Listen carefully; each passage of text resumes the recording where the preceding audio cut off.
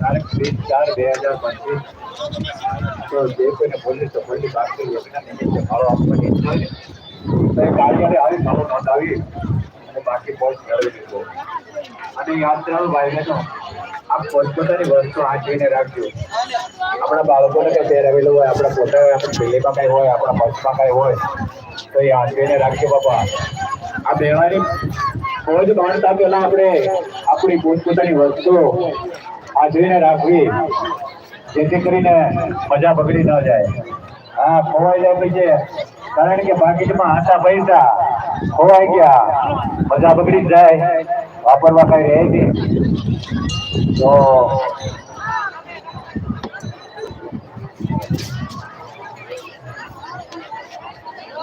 ચાલો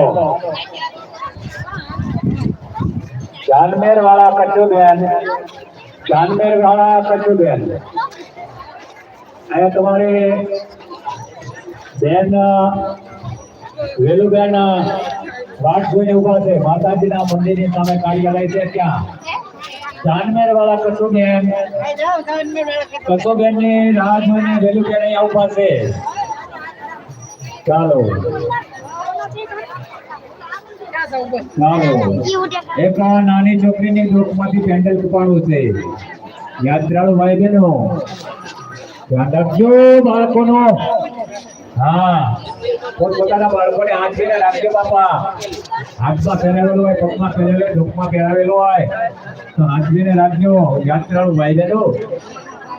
આ જો બાળકના ડોકમાંથી પેન્ડલ કપાડવું એમ કે ચાલીએ.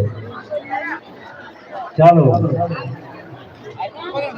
હા, જ્યોતિબેન, શંકરભાઈ પથરાવાળા,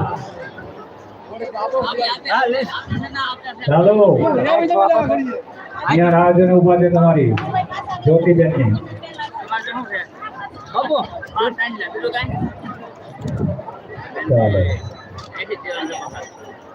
હવે આ છોકરીના ડોકમાંથી પારો કપાઈ ગયો. બરોબર, મંદિરમાં દર્શન કરવા ગયા ના કપાણો એમ કે છે. બાબુ 150 આપો તમને બેન. આમાંથી 150 આપો. એ કોલ લઈ જશે 50 લઈ જશે. પારો બેન તમે દુર્ગમાં પહેરાવેલો હતો. નાની છોકરી છે આવવાની. જા ઓલા માં છે ને યાત્રાળુ ભાઈ કાકારો ભરાઈ નાખો.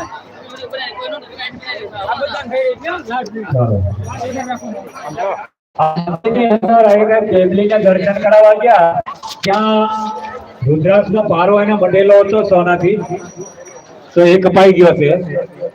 તો યાત્રાઓ ભાઈ બહેનો પોતપોતાની વસ્તુ આંચવીને રાખજો. અને આવા તત્વોને કોઈ નજરે થોડે ન